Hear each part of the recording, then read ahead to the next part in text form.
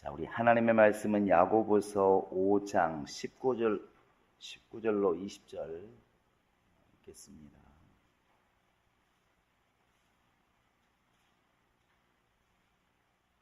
야고보서 5장 19절로 20절입니다. 같이 읽겠습니다. 시작. 내 형제들아, 너희 중에 미혹되어 진리를 떠난 자를 누가 돌아서게 하면 너희가 알 것은 죄인을 미혹된 길에서 돌아서게 하는 자가 그의 영혼을 사망에서 구원할 것이며 허다한 죄를 덮을 것임이라. 하나님 아버지, 오늘 또 주님 앞에 나올 때 귀한 예물을 준비한 우리 영혼들을 기억해 주시고 주 안에서 참으로 일생을 살아가되 물질을 통해서도 환경을 통해서도 우리 돕는 하나님을 경험하게 도와주시며 하나님의 복으로 늘 충만하시도록 인도하여 주시옵소서. 만물을 지으신 우리 하나님이 우리의 정말 하나님이 되시고 우리 주가 되었사오니 그 하나님의 능력으로 우리 모두가 강건하게 도와주시고 하나님의 부유하심으로 우리가 부유할 수 있도록 역사하시고 인도하여 주시옵소서. 날마다 우리가 정말 주 앞에 나아갈 때 우리의 영혼이 복을 받게 도와주시고 우리 영혼이 잘됨 같이 모든 범사가 다 잘되는 역사가 있도록 하나님이 역사하여 주시옵소서. 감사하고 예수님의 이름으로 기도합니다. 아멘. 주 앞에 늘 감사하는 여러분의 영혼이 주의 복으로 충만하시길 바랍니다. 이제 벌써 야고보서도 거의 편지를 다 읽었습니다. 여러분 야고보서를 다 기억하시나요? 맨 처음에 어떻게 시작하던가요? 흩어져 나오면 벌써 기억을 한 겁니다. 모든 12지파에게 내가 문안한다.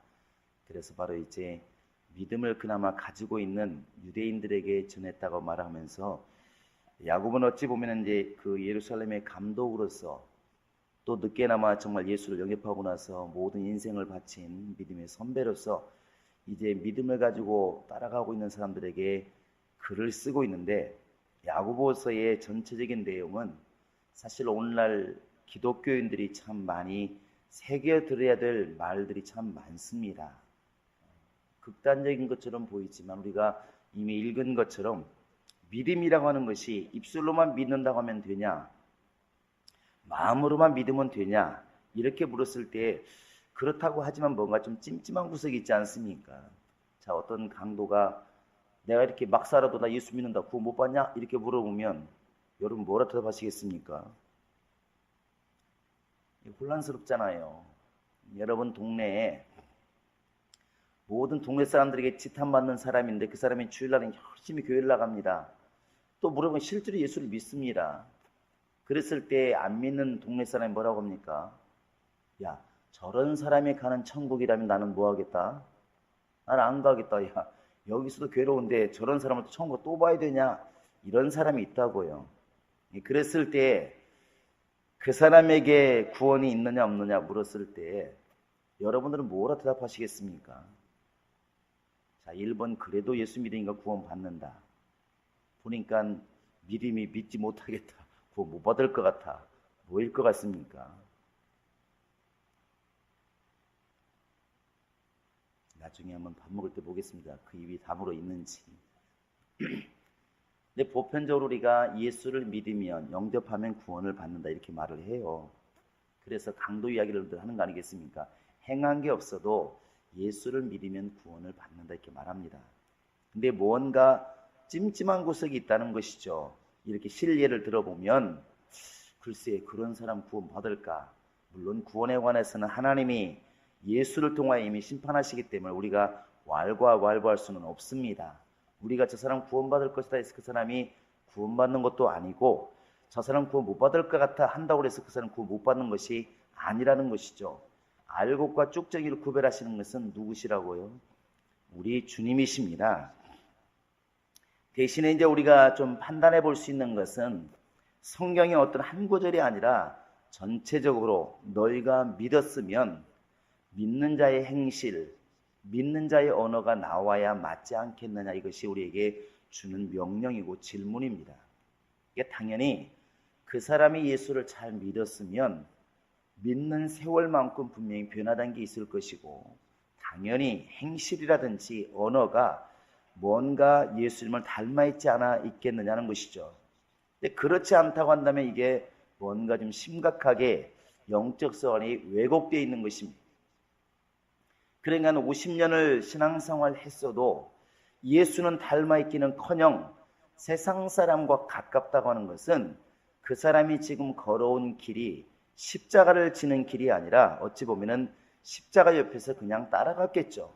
고통스러워하는 거고 고통을 하는 마음을 가질지 몰라도 본인이 십자가는 안 졌다는 결론입니다. 그러니까 자기 성격 다듬지 않고 자기 언어 다듬지 않고 남을 위해서 절대로 희생하지 않고 이런 부분들은 다듬지 않았다는 것을 금방 알 수 있습니다. 그래서 야고보가 우리 주는 교훈이 뭐냐면 우리의 믿음은 입술로만 예수를 믿는다고 이게 완성되는 것이 아니고 바로 그 믿음은 행함과 함께 행할 때에 온전해진다는 것이 답입니다.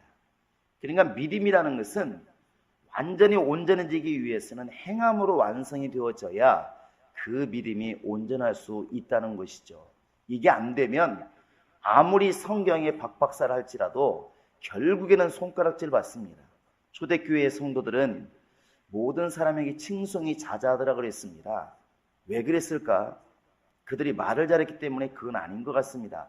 이스라엘 사람들은 말 잘하는 사람은 너무나 많기 때문에 성경을 잘하는 사람은 너무나 많기 때문에 그런 거 가지고 그것을 칭찬하지는 않았을 것이라는 것이죠.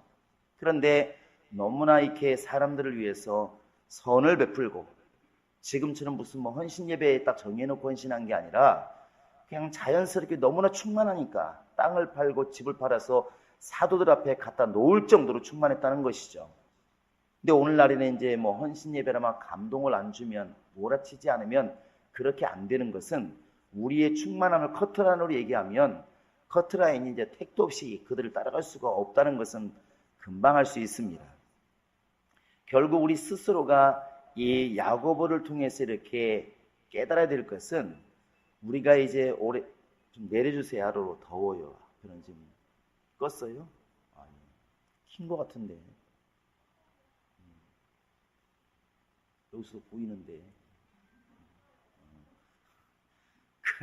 그런데 어쨌든 야고보를 통해서 우리가 깨달아야 될 것은 이런 우리가 지금 이론적으로 듣고 배우고 본 바를 갖다가 행하지 않으면 나의 신앙 자체 사람들은 말하지 않습니다. 절대로. 왜냐하면 간혹가다 한 번은 이렇게 정말 대차게 말하는 사람이 있지만 대다수는 말하지 않습니다. 마음에 좀 걸려도 저 사람 왜 저래 그래도 말하지 않습니다. 그러나 말하지 않는다고 해서 그것이 옳은 것이냐? 절대로 주님은 그렇지 않다는 것이죠. 예수님께서 지상명령이라 말하는 마태복음 28장에서 마지막 절에 말한 것은 야 너희는 가서 가르쳐라. 이것으로 끝나는 게 아니고 뭐라고 되어 있던가요? 따라서 가르쳐 지키게 하라. 이 말은 더 분명하게 이해하기 위해서는 지킬 때까지 가르치라는 것입니다. 지킬 수 있도록 가르치라는 것이죠. 이게 안 되면 결국 행함이 없으면 지키지 않으면 주의 말씀을 지키지 않으면 결국 주님의 제자가 될 수가 없다는 것입니다. 이것이 참 굉장히 어려운 겁니다. 그냥 늘 말씀드리지만 기도하자고 외치는 사람 되게 많습니다. 기도해야 된다고. 근데 기도를 하는 사람은 별로 없다는 것이죠. 정말 주님을 찬양한다고 말하지만 찬양을 정말 목숨처럼 하는 사람 별로 없다는 것입니다. 예수 믿는 사람 치고 정말 악한 말을 그치고 축복의 말을 하고 선한 말을 한다는 걸 모르는 사람이 어디 있습니까? 다 말을 한다는 것이죠. 그런데 우리 예수 믿는 사람들이 만약에 이 입에 나서 나오는 언어를 만약에 이틀 녹음하고 하루 것만 녹음해가지고 우리 전 성도가 듣는 데서 들려주면 어떤 일이 벌어질까 한번 생각해 보시기 바랍니다. 그만큼 우리가 많이 다듬어지지 않고 있다는 것이죠. 야고보 앞에 서면 우리는 다 혼날 일이 참 많습니다. 만약에 야고보가 이 자리에 있었으면 아무 말 않고 우리가 야고보요 우리도 정말 같은 믿음의 사람입니다. 나도 충만합니다. 성경 막 읽었습니다. 그러면 야고보는 딱 한마디 할 것 같아요. 우리나라 사람들은 뭔 일 있으면 뭐 하자고 그러죠? 민증 까자고 그러잖아요. 근데 아마 야고보는 그랬을 것 같아. 그냥 말할 거 없이 우리 무릎이나 한번 봅시다. 뭐 두 마리 무슨 필요하겠습니까? 그렇게 무릎 꿇고 기도한 무릎이 그 정도로 뽀송뽀송 윤이 납니까? 더 이상 무슨 말이 필요합니까? 쉬지 말고 기도하라고 했는데 정말 쉬지 않고 간 기도의 무릎이 그 정도입니까? 이렇게 말하면 할 말이 없지 않겠습니까? 이 야고보를 통해서 우리가 깨달을 수 있는 것은 바로 그것입니다. 다른 사람 어찌하든 간에 우리 스스로가 이렇게 나의 믿음이 지금 분명하게 예수를 내가 믿고 있는 믿음이 있는데 이 믿음이 과연 행함으로 지금 내가 나타나지고 있는가? 바꿔 얘기하면 행함으로 지금 나의 믿음을 보증받고 있는가? 이렇게 우리가 한번 나를 점검해 보자는 것이죠. 남에게 이 말하면 분명히 너는 잘하고 있냐 분명히 그럴 것이기 때문에 우리 스스로가 나에게 질문하셔야 됩니다. 육체라고 하는 것은 점점 더 낡아져가고 쇠어가는 것이 진리입니다. 순리죠. 이게 많은 사람들이 그렇습니다. 대화를 하면 친구들도 요즘에는 그런 얘기 많이 합니다. 야, 나 많이 놀랬다. 왜 그러니까? 누가 암으로 죽을 때 정말 놀랬다. 이제 우리도 나이가 벌써 환갑을 내다 보다 보니까 친구들이 여럿 갔어요. 여럿 갔다고. 그러니까 예수 믿고 갔으면 뭐 감사한데 아는 경우가 많잖아요. 대화하다 보면 친구들은 어차피 얘기가 친구 얘기 바운더리 하나 돌잖아요. 그러다 보니까 그러게 걔도 하나 건강했는데 하길래 그렇게 건강했는데 그렇게 갈지 몰랐다 야. 아 너무 충격이더라 야. 막 이렇게 말한다고요. 근데 이게 뭐 남의 일이겠습니까? 결국 우리 일이 아닌가요? 우리 일이라고. 그런데 우리는 그런 것들이 경험하지 않았기 때문에 실감이 나지 않는 게 참 보통 문제가 아닙니다.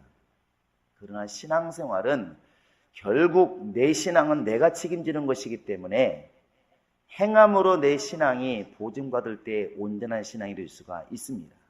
믿음은 행함과 함께 일한다는 것이 맞는 것이고 믿음은 행함과 함께 온전해지는 것이 그게 온전한 믿음이라는 것입니다. 장성한 자의 믿음, 예수를 닮는 믿음, 예수까지 성장하는 믿음, 그건 다른 게 아니라 야고보가 지금 얘기하고 있는 것처럼 이 신앙이 행함으로까지 이어져야 그게 온전한 믿음이라는 것입니다. 다시 한번 주목 주시고 내 영혼아 행함으로 온전한 믿음을 가지자. 시작.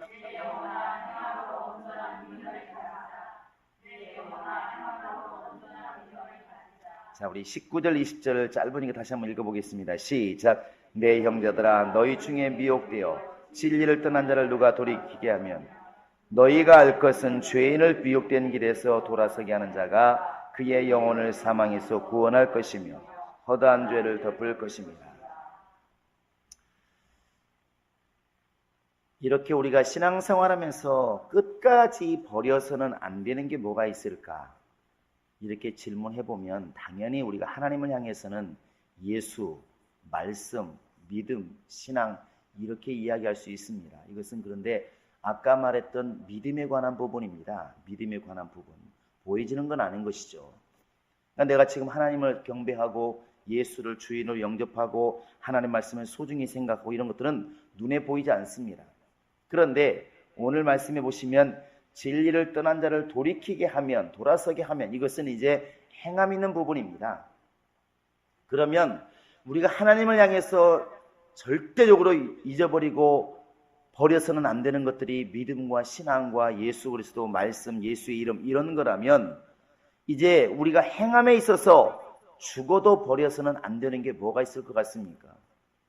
그것은 결국 영혼 사랑입니다. 따라서 영혼 사랑. 영혼을 사랑한다고 하니까 자꾸만 내 영혼을 사랑한다는 걸 오늘 이 시간은 잊으시기 바랍니다.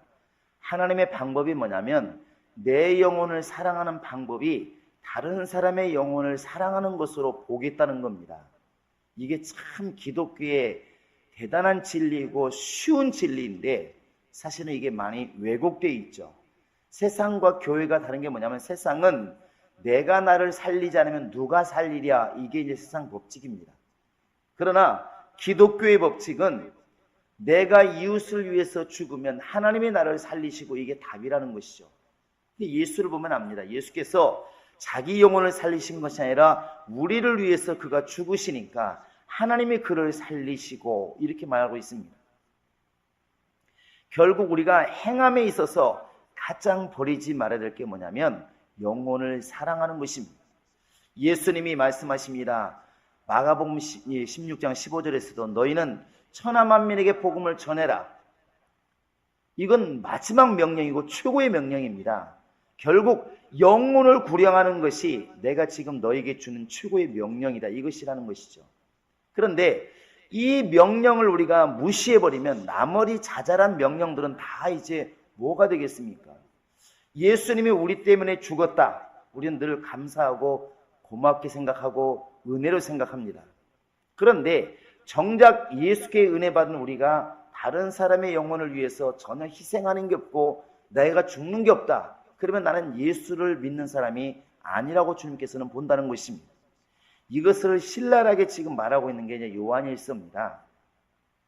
요한일서는 어느 정도까지 얘기를 하냐면 네가 만약에 형제가 굶주리고 어렵고 죽어가는 걸 보면서도 그를 위해서 네가 일하지 않는다면, 그 사람을 돕지 않는다면 너는 하나님께 속한 자가 아니다, 이렇게 말합니다. 그러면 요한 말이 거짓말이면 다행이겠지만 사실이라면 이건 무서운 얘기 아니겠습니까? 우리가 나는 혼자 정말 신앙생활 열심히 하고 열심히 예배하고 열심히 기도했는데 내가 이웃의 영혼을 돌아보는 것이 너무나 적어서 주님 앞에 섰을 때 너는 내 명령을 지키지 않은 사람이다. 내가 너에게 영혼들을 돌아보고 그들을 위해서 죽으라고 말을 했거늘 네가 지금 내 명령을 지키지 않았다. 내게 속한 자가 아니다. 이렇게 말해버리면 마태복음 7장에서 내가 주여 주여 할지라도 나는 너를 모른다 하는 이 말이 응하는 것과 뭐가 다르겠습니까? 그래서 영혼을 사랑하는 것이 그만큼 중요하다는 것입니다. 근데 이것도 나를 버리지 않으면 이게 잘 안 되는 것 같습니다. 영혼 사랑하는 것이 사람은 자꾸 머릿속에 아주 영리해가지고 계산을 하기 때문에 안 되는 것입니다. 내가 언제까지 내가 저런 사람을 위해서 이게 자꾸만 이런 계산이 되니까 나에게 유익을 주는 사람에게는 가까이 자꾸 다가가지만 내가 자꾸 뭔가 손해보고 내가 뭔가 어렵고 내가 자꾸만 이렇게 힘이 드는 사람에게는 피하려고 하는 본능이 있다는 것이죠. 그게 십자가인데 그 십자가를 자꾸 우리는 피하려고 하는 본능이 있다는 것입니다. 그런데 예수님은 십자가를 지라는 것입니다. 자, 너희 십자가를 지고 나를 쫓을 것이니라. 이것이 예수님의 명령 아닌가요? 그런데 사람은 본능적으로 힘들고 부딪히면 피하려고 하는 것이 있다는 것입니다. 누구나가 잔치집이 있고 초상집이 있으면 잔치집에 가고 싶은 게 사람의 심정이라는 것이죠. 왜? 먹을 게 많고 거기는 깔깔대고 좋으니까.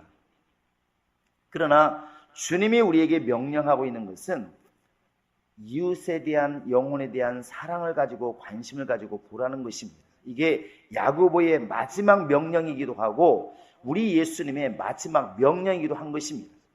그래서 우리가 이렇게 전도하다가 또 영혼들 전도해 놓으면 전도한 것 때문에 십자가를 지지 않습니까? 얼마나 새신자들이 교만한지 없죠. 새신자들은 얼마나 도도한지 교회에 나와주는 게 은혜야, 그 사람한테는. 그러니까 말하잖아요. 사람이 말을 바꾸면 얼마나 좀 세상에 치사한데 교회 한번 나와주고 나서 다음 주에 토요일 날 전화합니다. 혹시나 내일 아침에 걱정하지 말라고 갈 테니까.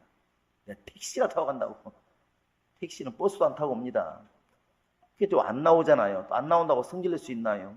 무슨 사람이 변덕쟁이고 지옥이나 가라. 이렇게 할 수는 없잖아요. 그러니까 또 조심스럽게 전화하시면 왜 그랬어? 오늘 왜 안 보이셨어? 그러면 또 말합니다. 가려고 그러는데 머리가 너무 아프더라고. 그럽니다. 다음 주도 물어보면 또 다른 핑계 되잖아요. 이거 또 그 다음에 한 3주 안 나오다 한 주 나와줍니다. 그리고 굉장히 이제 또 위세를 떨잖아요. 나 못 나올 텐데 내가 집사님 얼굴 보고 나온 거야. 이 사람이 굉장히, 그러니까 고마워 그러면서 택시비 내줘야 되지, 밥 사줘야 되지, 온갖 좋은 말 다 해줘야 되지. 세상 말로 말하면 내 돈 내고 내가 지금 뭐하는 짓인가. 사람이 다 그런 생각이 안 들겠습니까? 근데 그것이 조금 시간이 지나기 시작하면 점점 더 십자가를 이제 실감하게 되는 것이죠. 처음에는 그냥 그래도 영원이니까 하지만 점점 더 시간이 지나면서 이제 야, 내가 왜 이런 사람을 전도했던고, 왜 나에게는 저런 사람밖에 안 붙나. 이 십자가가 이제 다가오기 시작, 십자가의 무게를 이제 짊어 실감하는 것이죠. 그럼에도 불구하고 우리가 기억해야 될 게 뭐냐면, 저런 사람의 영혼을 위해서도 주님께서는 피를 흘렸다는 사실입니다. 할렐루야. 그것이 우리의 은혜라는 것이죠. 시골에 살다 보니까 이렇게 이제 추수할 때 보면은 여러 가지 방법이 있습니다. 깨도 털기도 하고 콩을 털기도 합니다. 그런데 이제 마당에 콩을 털 때에는, 마당에 우리 예배당만 하잖아요. 그러면 콩을 쫙 이렇게 눕혀놓고 그 다음에 털기 시작합니다. 뭘로? 도리깨 하시는 분은 시골 사람들입니다. 죽어라고 팹니다. 재밌습니다. 도리깨질이. 도리깨질이 막 시작합니다. 그럼 막 콩이 막 튀죠. 막 익으면 터지거든요. 근데 문제는 그걸 이제 다 이제 오후에 걷어가지고 그 줄거리는 불 태워야 되니까 걷고 나면 콩이 이만큼 빗자루 이만큼 쌓입니다. 거기서 끝나면 좋은데 너무나 세게 밟고 때려가지고 콩이 이제 땅 속에 박힌 게 있다고. 우리 생각은 날로 저물고 힘들어 죽겠는데 그만했으면 좋겠는데, 엄마 아빠는 어떻게 하시나요? 야, 다 파내라. 다 파내래. 뭐 짜증나는 거 지금 빨리 힘들어 죽겠는데 그걸 다 또 그만 이제 칼 가지고 파냅니다. 땅 속에 들어있는 걸. 아이들은 똑같아요. 하기 싫으니까. 그만하자고. 밥 배고픈데 막. 엄마, 야 이놈들아, 이거 한 톨 우리가 만들려고 옛날에 고생했는데 그러고 다 파냅니다.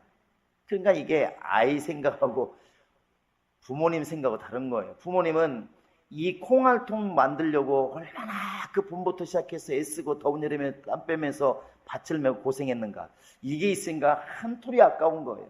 근데 아이들은 이건 그냥 일이야, 일. 그러니까 빨리 끝내고 지금 들어가서 그냥 쉬고 싶은 거예요. 빨리 밥 먹고 자고 싶고. 이게 전혀 생각이 다릅니다. 어찌 보면 우리가 지금 아이와 같은 마음으로 영혼을 대하고 있지 않는가 돌아보면 비슷하다는 것입니다.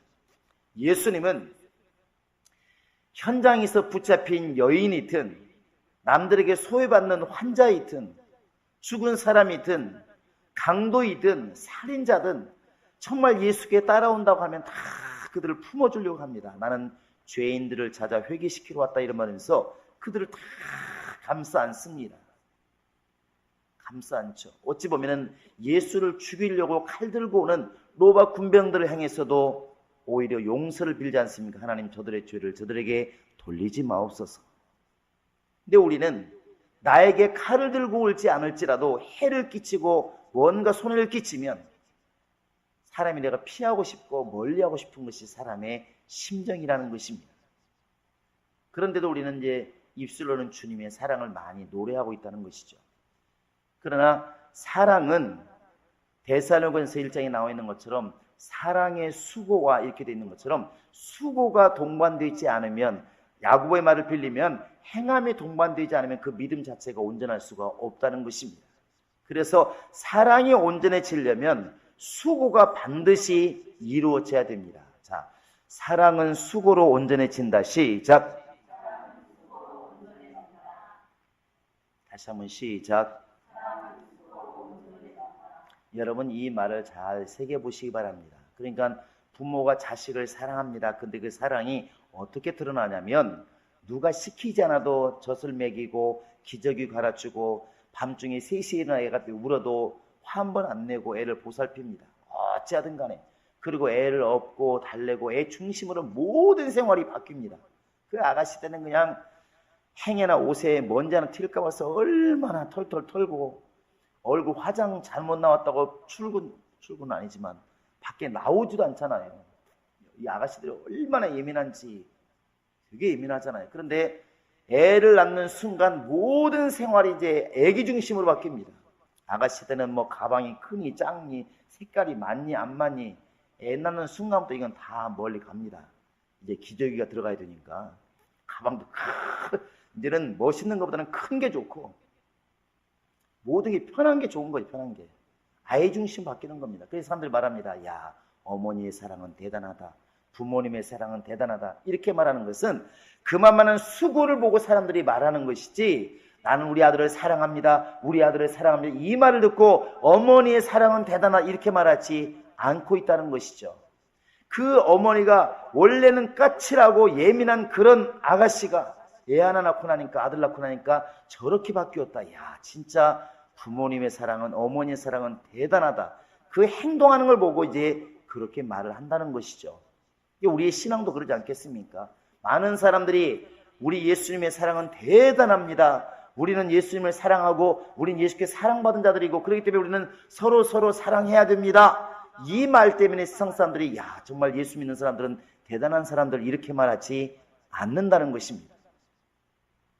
우리 예수 믿는 사람들이, 세상 사람들은 이미 도망갔고 감당하지 못할 그런 일들을 영혼을 사랑하는 그것 때문에 감당할 때에 야, 예수 믿는 사람들은 정말 대단하구나 이렇게 말하게 된다는 것입니다.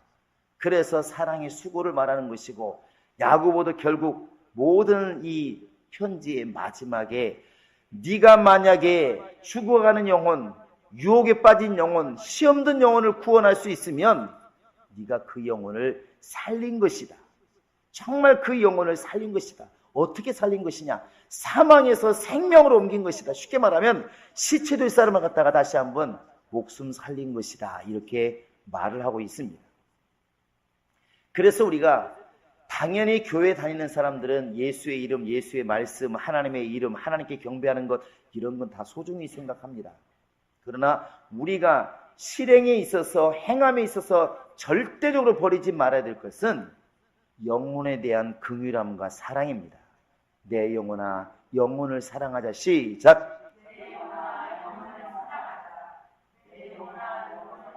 여기서 말하는 영혼은 내 영혼이 아니라고 말씀드렸습니다. 이웃의 영혼인 것입니다. 이 긍휼함이 사라져버리면 결국 우리도 하나님께 긍휼함을 입기가 어렵습니다. 여러분, 성경은 그래서 끊임없이 우리에게 영혼에 대한 관심을 갖기를 이렇게 원하는 것입니다. 마태복음 24장에서 예수님께서 이렇게 예고합니다. 말세가 되면 또 내가 다시 올 때에 경고하시는데, 주인이 다시 올 때, 임금이 다시 올 때에 칭찬받고 지혜로운 자가 누구일까? 상 받을 자가 누구일까? 그것은 하늘을 쳐다보고 있는 사람이 아니고 때를 따라서 영혼들에게 양식을 나눠주는 사람, 그 사람이 바로 이제 주님께 칭찬이 있으리라 그랬습니다. 상이 있으리라 하는 것이죠. 우리가 주의 말씀을 잘 새겨 듣는다고 한다면 우리가 지금 해야 할 것은 부지런히 영혼들을 돌아보고 영혼들에게 생명을 주고 말씀을 주고 영혼들을 살리기 위해서 몸부림을 치는 것, 이것이 우리 주님께 칭찬받는 비결이라는 것이죠. 자, 우리 한번 다니엘서 12장을 보시기 바랍니다. 전도서 12장입니다.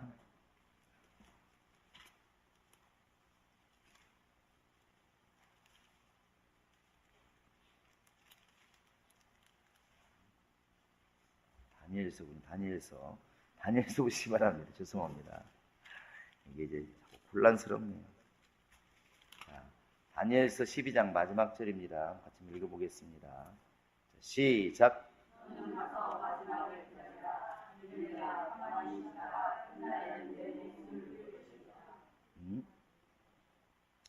아, 3절입니다. 3절. 자, 시작. 지혜 있는 자는 궁창의 빛과 같이 빛날 것이요 많은 사람을 옳은 대로 돌아오게 한 자는 별과 같이 영원토록 빛나리라.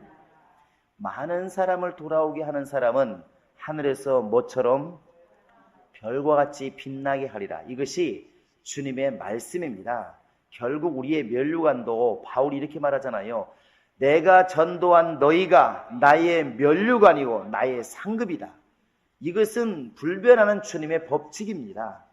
결국 우리 영혼을 사랑해서 전도하고 양육하고 길러놓은 그 사람들이 주님 앞에서 나의 상급이라는 것이죠. 왜?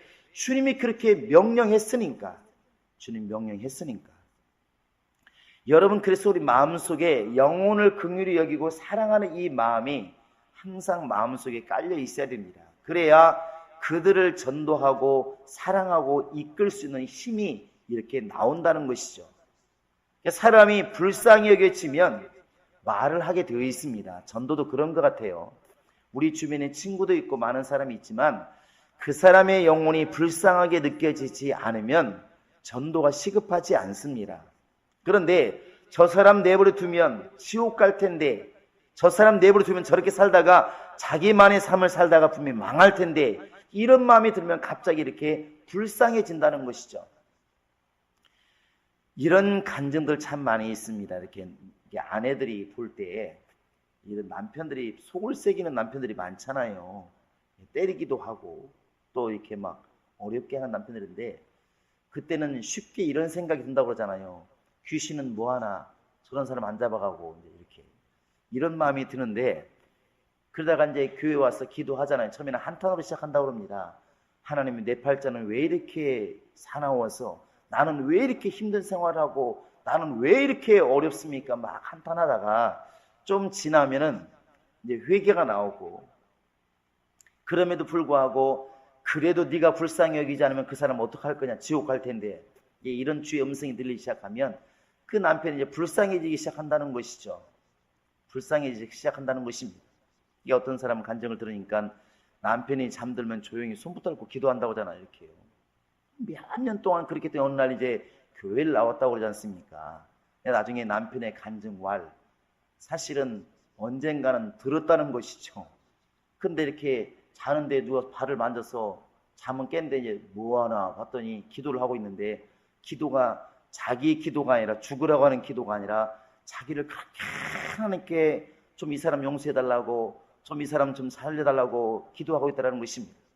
그러니까 자는 척 했지만 이제 그때부터 듣기 시작한 것이죠. 근데 그 기도가 응답이 되어서 나중에 주 앞에 돌아와서 결국 간증하는 것이, 그게 바로 이제 효험이 있었다. 이런 말씀이 웃기긴 하지만. 근데 그 남편이 변화되기 시작한 게 뭐냐면, 결국 아내의 마음에서 변화가 온 거 아니겠습니까? 아내가 끊임없이 미운 사람, 나쁜 사람, 죽어야 될 사람, 왜 이렇게 저 사람은 저렇게 나를 괴롭힐까, 나를 괴롭히는 마귀, 이렇게만 계속 생각이 머물러 있었으면 자기는 자기대로 계속 주님 앞에 결국 탄식과 원망만 있을 것이고, 그 사람은 그 사람대로 망했겠죠. 그런데 어느 순간 그 영혼도 예수의 피로 산 영혼이다. 정말 내가 옆에 있는 사람이 전도하지 않으면 누가 그 사람을 전도할까? 내가 저 영혼을 위해서 기도하지 않으면 누가 기도할까? 이런 불쌍한 마음이 들어서 기도하기 시작하니까 결국 어느 땐가는 하나님께서 응답하심으로 그 영혼이 구원을 받게 되었다 하는 사실입니다. 우리가 이제 이러한 사실들을 보면서 분명히 가져야 될 것은, 영혼을 전도하고 영혼을 살려야 되는 이 전제를 우리가 이루기 위해서는 불쌍히 여기는 마음, 영혼을 사랑하는 마음이 가장 먼저 우리 속에 있어야 되겠다는 사실입니다. 미움은 다 내려놓으시고 영혼 하나가 소중하다고 하는 이 마음이 우리 속에 먼저 있어야 기도가 나오든지 전도를 하든지 이렇게 하지 않겠느냐는 것입니다. 내 영혼아 예수의 사랑을 품자. 시작.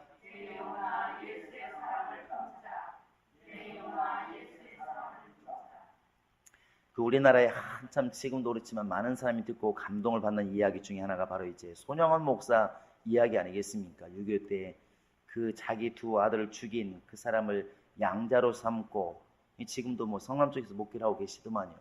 근데 어쨌든 그런 일들이 벌어졌을 때 뭐 사랑의 원자탄인가 이렇게 뭐 나오기도 했는데, 그게 뭐냐면 보통 사람 같으면 정말 똑같이 원수를 갚아도 욕먹지 않을 수 있는 그런 일임에도 불구하고 그 자기 아들을 죽인 그 사람의 영혼을 불쌍히 생각하니까 오히려 용서를 하게 되고, 그 사람을 갖다 예수 믿게 만들고 하나님의 자녀 만들어 놓으니까 모든 사람이 그 이야기를 듣고 감동을 받더라는 것이죠. 야, 진짜 사랑이 넘친다. 굳이 저 사람이 예수님의 사랑을 말하지 않아도 누구나 듣는 순간 안다는 것입니다. 야, 사랑이 넘치는 사람이구나. 그런데 그분이 용서했기 때문에 사랑이 있는 것이 아니라, 아마 손양원 목사님 우리가 만나보진 않았지만 그 마음속에 이미 예수님의 사랑이 꽉 차 있었지 않겠습니까? 사랑이 있으니까 그 영혼도 불쌍히 보이는 것이고, 저도 원수에게 속아서 저런 것이 아닐까. 그렇게 보니까 용서할 마음이 생기고 오히려 감싸 안고 품어주니까 그 영혼이 같이 망할 수밖에 없는 그런 상황 속에서도 오히려 주님께 돌아오는 일이 이렇게 벌어졌다는 사실입니다. 여러분, 우리는 사랑이란 말을 우리가 참 많이 노래하고 일하고 있지만 이 사랑을 갖다가 행함으로 온전한 사랑이 된다는 것을 깨달으셔서 정말 영혼을 아끼고 사랑하는 마음이 우리 안에 있도록 이렇게 기도할 수 있기를 주의 이름으로 부탁을 드립니다. 우리는 예수를 알기 때문에 그리할 수밖에 없다는 것입니다. 왜냐하면 우리가 주님께 그렇게 사랑을 받았기 때문에 그렇습니다. 내가 죄인 되었을 때, 아무것도 몰랐을 때 주님이 나를 위해서 피 흘리시고 나를 긍휼히 여기시고 나를 사랑하셨기 때문에 우리 또한 그렇게 배운 것이 그러기 때문에 그렇게 행하는 것이 맞다는 것입니다. 우리 성도들은 유창한 말, 지식적인 굉장한 성경의 지식을 말하는 그런 믿음이 아니라 정말 가지고 있는 그 믿음이 사랑이라는 행동으로, 수고로움으로 정말 온전해진 그런 사랑이 보여지기를, 나타내지기를 주의 이름으로 축원합니다. 할렐루야. 다시 한번 해볼까요? 사랑은 행함으로 온전해진다. 시작. 이건 믿음과 지금 같은 용어입니다. 믿음이 행함으로 온전해진다는 것 같이 사랑도 행함으로 온전해진다. 오늘부터 여러분들도 스치는 사람들, 여러분 주변에 있는 영혼들, 그들의 행함을 갖다 바라보지 마시고 그 영혼을 불쌍히 여기시고 긍휼히 여기는 참 사랑이 영혼에 있기를 주의 이름으로 부탁을 드립니다.